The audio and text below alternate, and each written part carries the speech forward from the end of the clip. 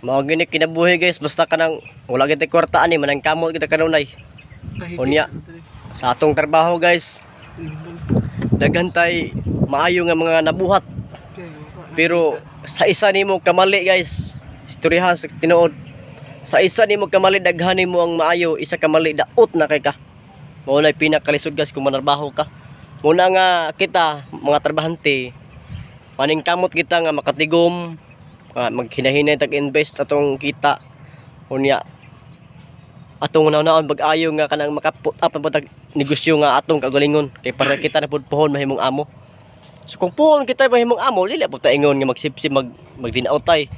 Daot-daot atong trabahante mo na isa nga wala na klaro nga pagamanid sa negosyo nimo ana.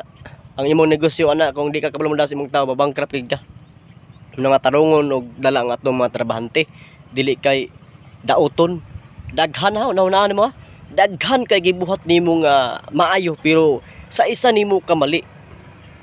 Pinaka daot na kay ka ana guys. Ba? Pinaka daot na kay ka sa ilang pananaw. Muna pinakalisod. Muna nga kamo nga mga tag-iya. Paglanta pa mo sa iyong mga trabahante. Kay dili mo asinso kung ang iyong trabahante wala mo trabahante.